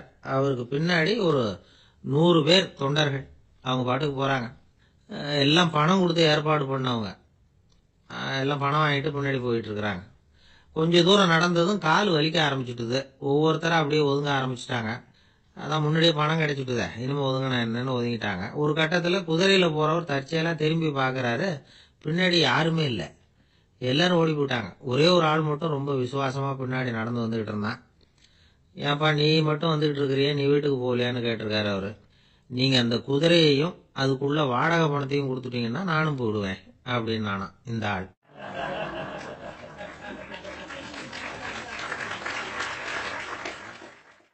ஒரு ஊர்ல ஒரு ஆள் இருந்தான், தையல் கடை வச்சிருந்தான். அவங்கிட்ட ஒருத்தன் ஒரு சட்டை துணி எடுத்து கொடுத்து தைக்க சொல்லியிருந்தான். வர்ற சனிக்கிழமை வா வந்து வாங்கிட்டு போ அப்படின்னு அவன் சொல்லியிருந்தான். அதே மாதிரி இவன் வந்தான். அவன் தச்சு வச்சிருந்த சட்டையை கொடுத்தான். இவன் வாங்கி அங்கேயே போட்டு பார்த்தான். கை நீளம் ஒன்றுக்கு ஒன்று வித்தியாசமாக இருந்தது. வலது கை இடது பக்கத்தை விட நீளம் குறைச்சலாக இருந்தது. அவன் முணுமுணுக்க ஆரம்பிச்சுட்டான். என்ன இது இப்படி தைச்சுட்டியேன்னு. இதுக்கு அவன் சொன்னான், ஐயையோ இதுக்காகவா சங்கடப்படுறீங்க, வலது கையை மட்டும் கொஞ்சம் உள்ளே இழுத்தாப்புல வச்சுக்கிட்டீங்கன்னா சரியாக போகுது. மற்றபடி அந்த சட்டையில் உள்ள கலை அம்சத்தை கவனிங்க, எவ்வளோ அற்புதமாக தைச்சிருக்கேன் பாருங்க. ஒரு சின்ன குறைய இப்படிலாம் பொருட்படுத்த வேண்டியதில்லை. நான் சொன்னது மாதிரி கையை கொஞ்சம் உள்ளே இழுத்தது மாதிரி வச்சுக்கிட்டு நடந்து போங்க, ஜோராக இருக்கும் அப்படின்னா. அவனும் யோசிச்சு பார்த்தான். சரியான யோசனையாக தான் தோணுச்சு. கொஞ்சம் முயற்சி பண்ணி வலது கையை கொஞ்சம் உள்ளே இழுத்து சட்டை சரியாக இருக்கிறது மாதிரி பண்ணிட்டான். இப்போ மறுபடியும் ஒரு பிரச்சனை. வலது கையை உள்ளே இழுத்த மாதிரி அப்படியே வச்சுக்கிட்டதும் முதுகு பக்கம் கொஞ்சம் துணி தளர்த்தியாக தொங்குறது மாதிரி தெரிஞ்சுது. என்ன இது முதுகு பக்கம் துணி குவிஞ்சுட்டுதே தொங்குதே அப்படின்னா மறுபடியும், அடடா இதுக்காகவா கவலைப்படுறீங்க, உடம்ப அதுக்கு தகுந்த மாதிரி கொஞ்சம் வளைச்சிக்கிட்டா சரியாக போடுது. இதுக்காக அந்த அழகான தையலை பிரித்து அதில் உள்ள கலை அம்சத்தை கெடுக்கிறதுக்கு என் மனசு இடம் தரல. எவ்வளவுக்கு தளர்த்தியாக இருக்கோ அவ்வளவுக்கு கொஞ்சம் உடம்ப வளைச்சி அப்படி குனிஞ்சது மாதிரி போங்க போதும் அப்படின்னா. அதுவும் நல்ல யோசனையாக தான் பட்டுது இவனுக்கு. சரின்னு சொல்லிவிட்டு புறப்பட்டான். தெருவில் இறங்கினான். கையை கொஞ்சம் உள்ளே இழுத்தான். உடம்ப கொஞ்சம் முன்னால் வளைச்சான். சட்டைக்கு தகுந்த மாதிரி உடம்ப பண்ணிட்டான். மெதுவாக நடந்து போகிறான். இப்போ எதிரில் இன்னொருத்தன் வரான். இவனை பார்க்குறான். இவன் போட்டிருக்கிற சட்டையை பார்க்குறான். ஆஹா அற்புதம்ங்கிறான். சும்மா சொல்லக்கூடாது, ரொம்ப நல்லா இருக்குது. நிச்சயமாக இது இந்த ஊர் மேலே தெருவில் இருக்கிற ஒருத்தன் இருக்கானே அவன் தைச்சதாக தான் இருக்கணும் அப்படின்னா. இதை கேட்டதும் அவனுக்கு ஆச்சரியம். எப்படி அவ்வளவு கரெக்டாக கண்டுபிடிச்சிங்க அப்படின்னு கேட்டிருக்கான்.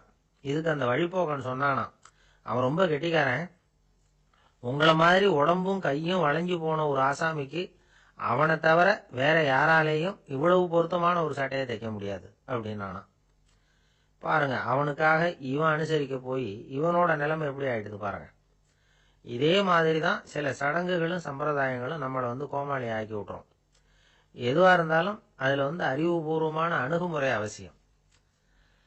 ஒரு நர்ஸ் அவசரமாக ஓடி டாக்டர்கிட்ட சொல்லிச்சான், டாக்டர் ஒரு தப்பு நடந்து போச்சு, 10ஆம் நம்பர் பெட்டில் இருக்கிற பேஷண்ட்டுக்கு காலில் ஆப்ரேஷன் பண்ணுறதுக்கு பதிலாக கையில் ஆப்ரேஷன் பண்ணி விட்டீங்க. கை ஆப்ரேஷன் பண்ணிக்க வேண்டிய ஆள் 7ஆம் நம்பர் பெட்டில் இருக்கார் அப்படின்னு தான். அதுக்கு ஒரு பதட்டப்படாமல் சொன்னாராம், பரவாயில்ல இவரை தூக்கி 7ஆம் நம்பர் பெட்டில் போட்டுரு அப்படின்னாராம்.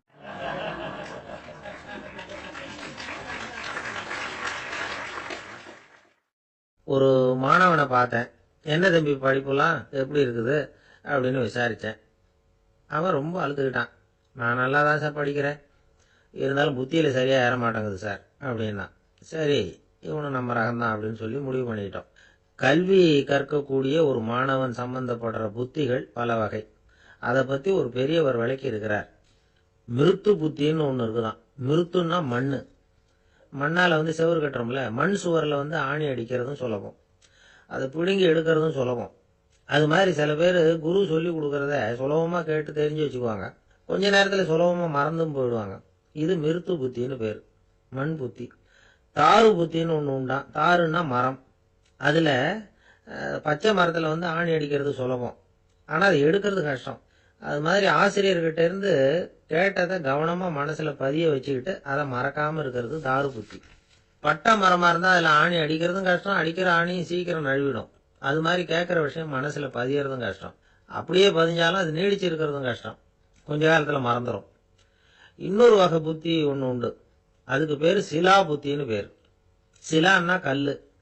ஒரு கருங்கல்லில் 4 துளையை போட்டு ஒரு துளையில உளிய வச்சு அடித்தா மற்ற துளை வழியாகவும் பிளந்து கல் 2 ஆயிடும். அது மாதிரி சந்தியான இடங்கள்ல குறிப்பாக ஒரு பொருளை சொன்னால் அதை வச்சுக்கிட்டு மற்றதையும் தெரிஞ்சுக்கிறது, அது சிலா புத்தின்னு பேர். வேணு புத்தின்னா என்ன தெரியுமா? வேணுன்னா மூங்கில். மூங்கில் கணுவில் ஒரு பக்கம் உளிய வச்சு அடித்தா 2 பக்கமும் பிளந்துரும். அது மாதிரி ஒரு செய்தியை கேட்டுக்கிட்டு இருக்கிறப்பவே அதோட முன்பின் தொடர்களையும் தெரிஞ்சுக்கணும், அது வேணு புத்தி. தைல புத்தின்னு ஒன்று உண்டு. தைலம்ங்கிறது எண்ணெய். தண்ணியில் ஒரு துளி எண்ணெயை விட்டால் அது தண்ணி பூரா பரவுது. பரவி கூடுதுல்ல, அது இப்படி பரவுறது மாதிரி ஆசிரியர் சுருக்கமா ஒரு கருத்தை சொன்னா அதை வச்சுக்கிட்டு பூரா விஷயங்களையும் தெரிஞ்சுக்கணும். அது தைல புத்தி. கற்பூர புத்தின்னு ஒன்று கேள்விப்பட்டிருக்கோம். அது எப்படின்னா, கற்பூரம் தீ பட்ட உடனே பிடிச்சிக்கும். ஆசிரியர் சொன்ன உடனே நுண்ணறிவோட பாடங்களை புரிஞ்சுக்கிறது இந்த வகை புத்தி. கரி புத்தின்னு ஒன்று. அது எப்படின்னா, கரியில நெருப்பை வச்சு விசிறிய பிறகு அதுக்கப்புறம் அது கறி நெருப்பாகும். அது மாதிரி காலம்பரை சாயந்தர வேலைகளில் ஆசிரியர் பாடம் சொல்லி கொடுப்பார். அதை கொண்டு புரிஞ்சுக்கிறது இந்த வகை. கதலித்தண்டு புத்தின்னு ஒன்று சொல்லுவாங்க. கதலிங்கிறது வாழை மரம். வாழைத்தண்டில் தீ வைக்கிறது எவ்வளவு சிரமமோ அவ்வளவு சிரமத்தோட கல்வி கற்கிறது கதலித்தண்டு புத்தி. இதை தவிர இன்னும் சில வகையான மாணவர்களை கூட அடையாளம் காட்டுறாங்க. ஆசிரியர் சொன்னதில் நல்லதை மட்டும் எடுத்துக்கிறவன் அன்னம்.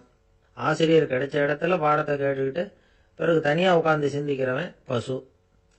பசுமாடு அப்படித்தானே, புல்லு கண்ட இடத்துல மேயும், அதுக்கப்புறம் நிதானமாக அசை போட்டுக்கும். ஆசிரியர் சொன்னதை தவிர வேற எதையும் சொல்ல முடியாதவன் கிளி. பல இடங்கள்ல பாடங்கள் கேட்டு கடைசியில் ஒன்றும் புரியாமல் போறவன் ஆடு.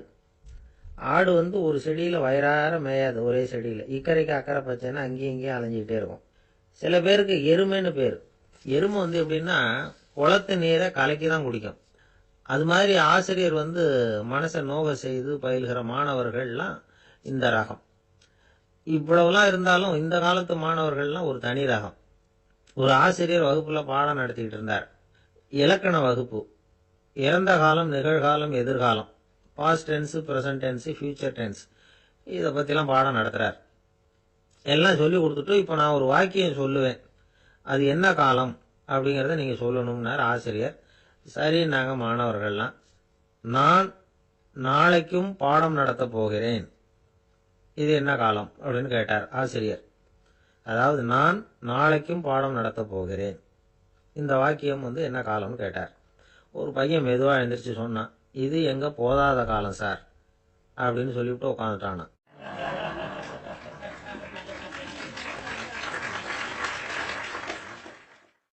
ஒரு ஊர்ல ஒரு பெரிய செல்வந்தர் இருந்தார். பணத்துக்கு பஞ்சம் இல்லை. அதனால இந்த உலகத்துல முடியாத காரியம் எதுவும் இல்லைன்னு நினைச்சார். பணம் இருந்தாலும் அந்த நினைப்பு தானா வந்துடும். அதனால இவரும் அப்படி நினைச்சதுல ஒன்றும் தப்பு இல்லை. அந்த ஊருக்கு குருநானக் ஒரு தடவை வந்தார். அவருக்கு இந்த செல்வந்தர் ரொம்ப பிரமாதமா ஒரு வரவேற்பு கொடுத்தார். ஊர் எல்லையிலேயே எங்க வீட்டுக்கு விருந்து சாப்பிட்டுட்டு போகணும்னு கேட்டுக்கிட்டார். அவரும் சரின்னு ஒத்துக்கிட்டார். உடனே தன்னுடைய பங்களாவில் ஒரு பெரிய விருந்துக்கு ஏற்பாடு பண்ணார். குருநானக் அழைச்சிட்டு வீட்டுக்கு போனார், உட்கார வச்சார். ஐயா, நான் இந்த ஊர்லயே ரொம்ப பெரிய வசதி உள்ளவன், என்னால் எல்லாம் முடியும், உங்களுக்காக நான் என்ன செய்யணும்னு சொல்லுங்க, எதுவாக இருந்தாலும் பரவாயில்ல, எவ்வளவு செலவானாலும் பரவாயில்ல, என்னால் செய்ய முடியும், என்ன செய்யணும்னு சொல்லுங்க, அது போதும், நான் செய்கிறேன் அப்படின்னு நான் ரொம்ப பணிவா. இதை கேட்டதும் குருநானக் சிந்திச்சார் கொஞ்ச நேரம். அதுக்கப்புறம் தன்னோட சட்டை பைக்குள்ள கையை விட்டு ஒரு பழைய ஊசி ஒன்று எடுத்தார். அந்த செல்வந்தர்கிட்ட கொடுத்தார். இதை பாருங்க, இவ்வளவு தூரம் நீங்க கேட்கறதுனால சொல்றேன், எனக்கு நீங்க செய்ய வேண்டிய உதவி இதுதான்னார். ஊசிய கையில வாங்கிக்கிட்டு இதை என்ன செய்யணும் சொல்லுங்க அப்படின்னார் அவரு. நீங்க செய்ய வேண்டியது என்னன்னா, இந்த ஊசியை பத்திரமா வச்சிருக்கணும். நாம 2 பேரும் இறந்து போனதுக்கு பின்னாடி இன்னொரு உலகத்துல நாம சந்திக்கக்கூடிய வாய்ப்பு இருக்குது. அப்ப இந்த ஊசியை என்கிட்ட கொண்டாந்து கொடுக்கணும். இதுதான் நீங்க எனக்காக செய்ய வேண்டிய உதவி அப்படின்னார் குருநானக் லேசா சிரிச்சுக்கிட்டே. இதை கேட்ட உடனே இந்த பெரியவர் முழிக்க ஆரம்பிச்சிட்டார். அது எப்படிங்க, நான் சாகிறப்ப எப்படி இந்த ஊசியை எடுத்துக்கிட்டு இன்னொரு உலகத்துக்கு வர முடியும்னார். ஊசி மாதிரி ஒரு சின்ன பொருளை கூட இந்த உலகத்தை விட்டு நாம போறப்ப எடுத்துட்டு போக முடியாதுங்கிறப்போ உங்களோட செல்வத்தையெல்லாம் எப்படி அங்க எடுத்துட்டு வர போறீங்க அப்படின்னு கேட்டார் குருநானக். அதுக்கப்புறம் தான் இந்த பெரியவர் யோசிக்க ஆரம்பிச்சாராம்.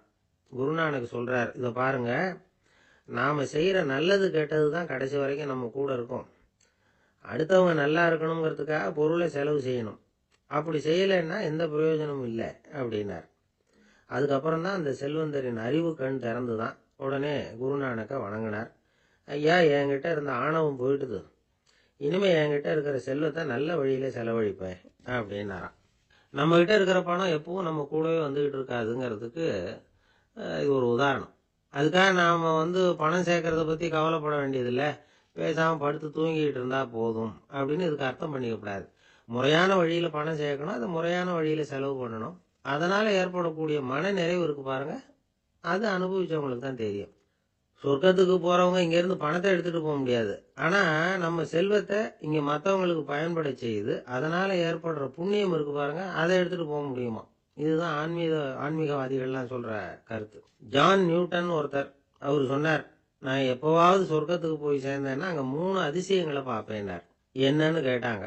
நான் யார் யார் இருக்க மாட்டாங்கன்னு நினைச்சுக்கிட்டு இருந்தானோ அவங்கள சில பேர் அங்க இருப்பாங்க, அது ஒரு பெரிய அதிசயம்னார். சரி, அடுத்தது என்ன? 2வது அதிசயம் என்னன்னா, அங்க இருப்பாங்கன்னு நான் எதிர்பார்த்த சில பேர் அங்க இருக்க மாட்டாங்க அப்படின்னார். சரி, 3வது பெரிய ஆச்சரியம் என்ன அப்படின்னா, நான் அங்க இருக்க பாருங்க, அதுதான் அந்த 3வது அதிசயம் அப்படின்னாராம்.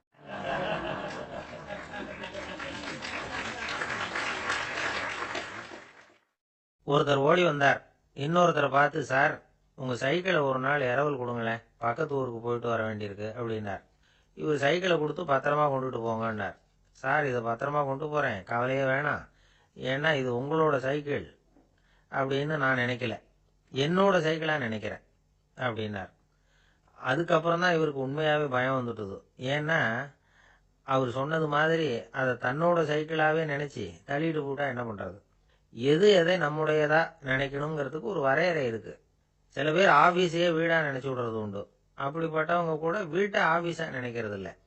ஏன்னா வீட்டில் இவர் ஆபீஸரா நடந்துக்க முடியறதில்ல. இதெல்லாம் ஒரு பக்கம் இருக்கட்டும், இப்போ விஷயத்துக்கு வருவோம். பொறியியல் மேதை டாக்டர் விஸ்வேஸ்வரய்யா இருந்தார் இல்லையா, பாரத ரத்னா விருதெல்லாம் கொடுத்தாங்களே. ஆபீஸ் வேலை வேற, சொந்த வேலை வேற அப்படிங்கிறதுக்கு ஒரு உதாரணமா இருந்தவர் அவர். மைசூர் மகாராஜா கிட்ட திவானா இருந்தார். அவர் ஒரு நாள் அரசாங்க வேலை காரணமா வெளியூர் போயிருந்தார். ஹாசன்கிற ஊருக்கு பக்கத்துல ஒரு பயண மாளிகை, அங்க தங்கிவிட்டார். ராத்திரி அங்க தங்கி இருந்துட்டு விடிஞ்சதும் ஊருக்கு திரும்புறதாக திட்டம். ராத்திரி தூங்கறதுக்கு ரொம்ப நேரம் ஆயிட்டுது. ரொம்ப நேரம் வரைக்கும் அரசாங்க சம்பந்தப்பட்ட வேலைகளையே பார்த்துக்கிட்டு இருக்கிறார். அரசாங்க ஃபைல்கள் நிறைய இருந்தது. அதையெல்லாம் ஒவ்வொன்றா எடுத்தார், படிச்சு பார்த்தார், பரிசீலனை பண்ணார். அதில் எழுத வேண்டியதை எழுதினார், கையெழுத்து போட்டார். ஒரு வழியாக அந்த வேலையெல்லாம் முடிஞ்சுது. அதுக்கப்புறம் என்ன பண்ணார்னா, தன்னுடைய சூட்கேஸை திறந்தார். அதிலிருந்து 2 மெழுகுவர்த்தி எடுத்து கொளுத்தி வச்சார். அந்த பயண மாளிகையில் அது வரைக்கும் எரிஞ்சுக்கிட்டு இருந்த மின்சார விளக்குகளை அணைச்சுட்டார். அதுக்கு பிறகு அந்த மெழுகுவர்த்தி வெளிச்சத்தில் சில புத்தகங்களை தொடர்ந்து படிக்க ஆரம்பிச்சிட்டார். அந்த பயண மாளிகையில் பணியாளராக இருந்தவர் இதை பார்த்துட்டு ஓடி வந்தார். மறுபடியும் மின் விளக்கு போடுறதுக்காக போனார்.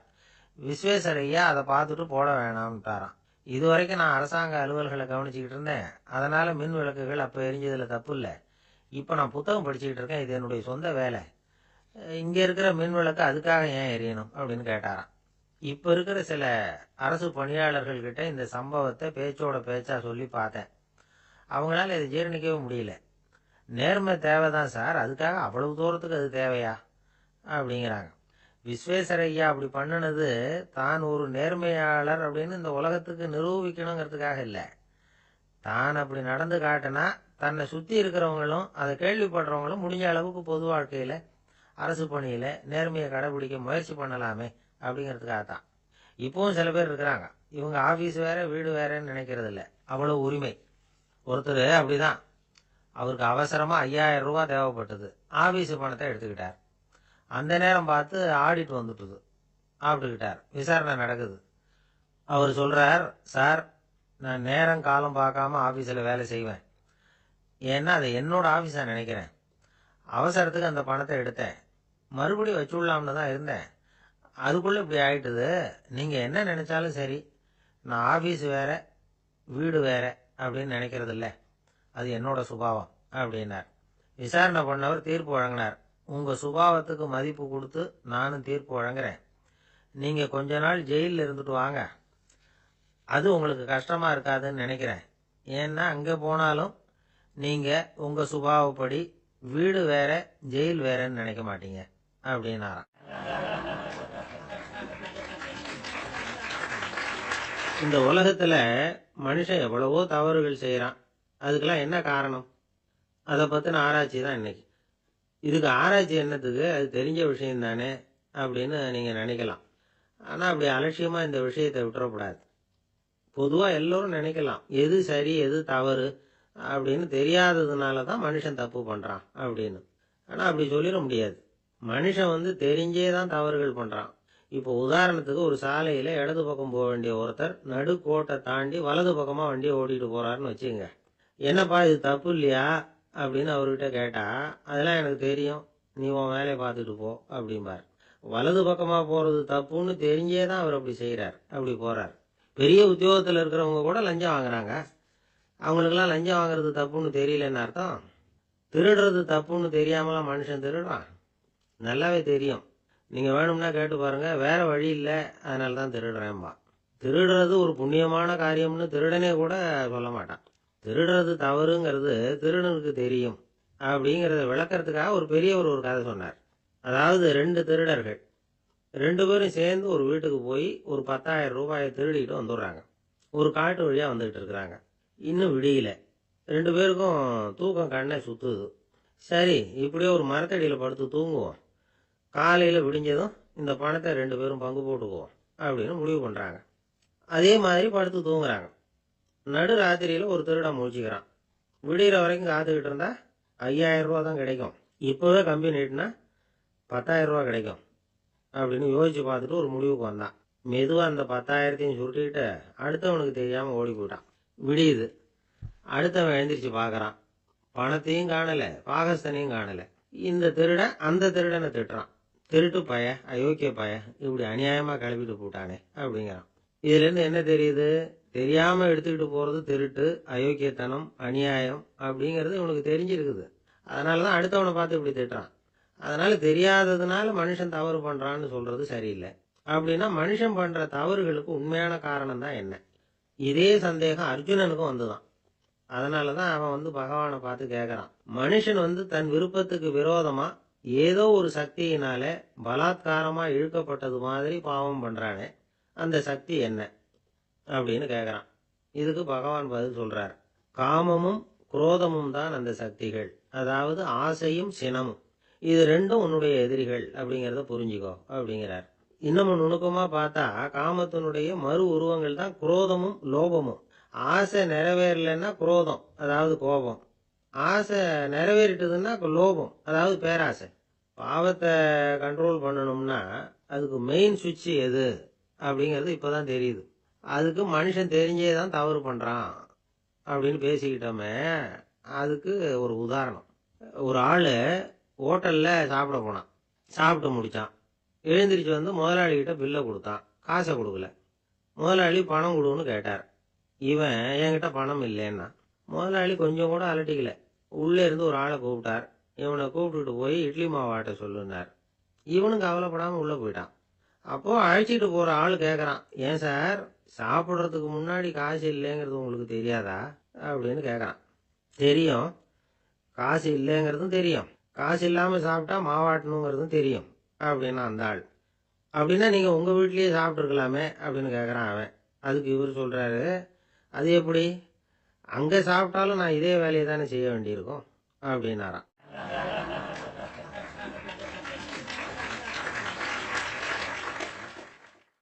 நம்மள மாதிரி ஒரு ஆசாமி அவன் நம்மள மாதிரியே கற்பனை பண்ணான். அதாவது நாம தான் இந்த உலகத்துல ரொம்பவும் கஷ்டப்படுறோம், மற்றவங்க எல்லாம் சந்தோஷமா இருக்கிறாங்க அப்படின்னு அவன் நினைச்சுக்கிட்டான். அவன் ஒரு நாள் கடவுளை வேண்டிக்கிட்டானான். சுவாமி, இந்த உலகத்துல எவ்வளவோ பேர் இருக்கிறாங்க, ஒவ்வொருத்தருக்கும் ஒவ்வொரு விதமான கஷ்டம் இருக்கலாம், ஒத்துக்கிறேன். இருந்தாலும் எனக்கு அது கொஞ்சம் அதிகமா இருக்கிறது மாதிரி தெரியுது. அதனால நீங்க எனக்காக ஒரு சின்ன உதவி செஞ்சா போதும். அது வேற ஒண்ணும் இல்லை, என்கிட்ட இருக்கிற துயரங்களை இன்னொருத்தர் யாருக்கிட்டையாவது கொடுத்துருங்க, அவர்கிட்ட இருக்கிற துயரங்களை என்கிட்ட மாத்தி கொடுத்துருங்க. ஒரு மியூச்சுவல் டிரான்ஸ்ஃபர், அவ்வளவுதான். அப்படி பண்ணிவிட்டா போதும் அப்படின்னு வேண்டிக்கிட்டானான். அன்னைக்கு ராத்திரியே அவன் ஒரு கனவு கண்டிருக்கான். வானத்திலிருந்து ஒரு குரல் கேட்டிருக்கு. அது என்ன சொல்லிச்சு தெரியுமா? ஏ ஜனங்களே, எல்லாரும் அவங்கவுங்க கஷ்டங்களை ஒரு பையில போட்டு எடுத்துக்குங்க. அப்படி எடுத்துக்கிட்டு நேரா இந்த ஊர் எல்லையில இருக்கிற கோயிலுக்கு சேருங்க அப்படின்னு அந்த குரல். ஆஹா, கடவுள் நம்ம பிரார்த்தனைக்கு செவி சாய்ச்சுட்டார் அப்படின்னு சந்தோஷப்பட்டான் இவன். உடனே என்ன பண்ணான்? தன்கிட்ட இருந்த கஷ்டத்தையெல்லாம் ஒரு சாக்கு பையில போட்டு எடுத்துக்கிட்டான். வீட்டை விட்டு வெளியில வந்தான். தெருவில் இறங்கி நடக்கிறான். அங்க பார்த்தா ஏகப்பட்ட பேர் ஆளுக்கு ஒரு பைய தூக்கிட்டு கோயிலுக்கு போயிட்டு இருக்கிறாங்க. சில பேர் மூட்டையா கட்டி தலையில சுமந்துக்கிட்டு போயிட்டு இருக்கிறாங்க. இவன் பார்த்தான். இவனுக்கு ரொம்ப ஆச்சரியமா இருந்தது. ஏன்னா எல்லாரும் வச்சிருக்கிற பைய இவன் பையை விட பெருசா இருந்தது. இவன் பை தான் இருக்கிறதுலயே கொஞ்சம் சின்னதா தெரிஞ்சது. இப்ப அவன் மறுபடியும் சாமியை வேண்டிக்கிட்டான், கடவுளே இப்போ உள்ள சூழ்நிலையை கவனிச்சா என்கிட்ட இருக்கிற பையே பரவாயில்லன்னு தோணுது. அதனால வேற ஒரு பை எதையும் மாற்ற வேணாம், இதுவே பரவாயில்ல, இந்த பையோட திரும்பி வீட்டுக்கு போனா போதும்னு நினைக்கிறேன் அப்படின்னு எதோ நினைக்க ஆரம்பிச்சுட்டான் அவன். எல்லாரும் கோயிலுக்கு போய் சேர்ந்தாங்க. கோயில்ல அந்த குரல் மறுபடியும் கேட்டுது. எல்லாரும் அவங்கவுங்க பைகளை சுவத்துல தொங்க விடுங்க, திடீர்னு விளக்குகள் அணையும், மணி அடிக்கப்படும், அதுதான் அடையாளம். அந்த சமயத்துல இருட்டுல உங்களுக்கு வேண்டிய பைய நீங்க மாத்தி எடுத்துக்கலாம், தேர்ந்தெடுத்துக்கலாம். வெளிச்சம் இருக்கிறப்பவே உங்களுக்கு பிடிச்ச பைக்கு பக்கமா பார்த்து நீங்க நின்னுக்கலாம் அப்படின்னு சொல்லி விவரம் சொல்லிச்சான் அந்த குரல்.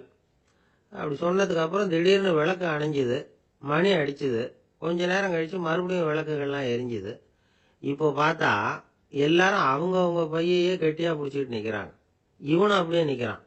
இவன் மெதுவா பக்கத்துல நிக்கிறவங்கிட்ட கேட்டானா, ஏன் நீங்க பைய கையிலேயே வச்சிருக்கிறீங்க, செவுத்துல மாட்டலையா அப்படின்னு கேட்டிருக்கான்.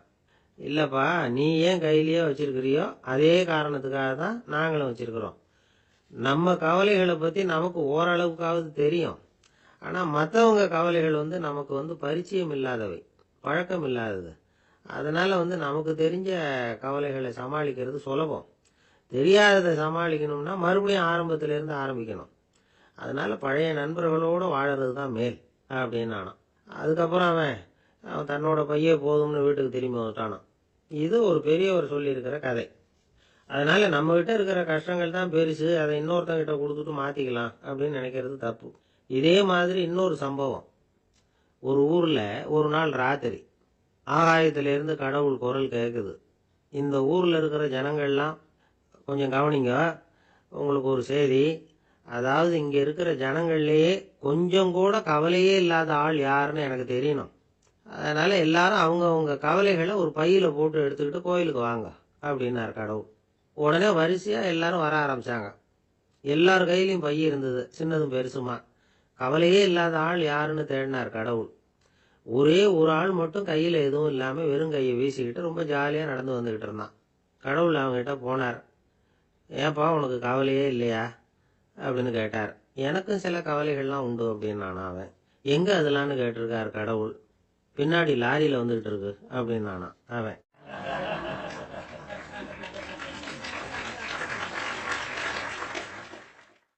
சங்கீத வித்வான்கள்ல பல வகை உண்டு. சில குறிப்பிட்ட ராகங்களை பாடுறதுல அவங்களுக்கு பெருமை வர்றது உண்டு. ஆனா ஒருத்தர் இருந்தார், அவரால் ஒரு ராகத்துக்கே பெருமை வந்தது. அந்த ராகத்தை அவர் வாசிச்சு கேட்கணும் அப்படின்னு சொல்லுவாங்க.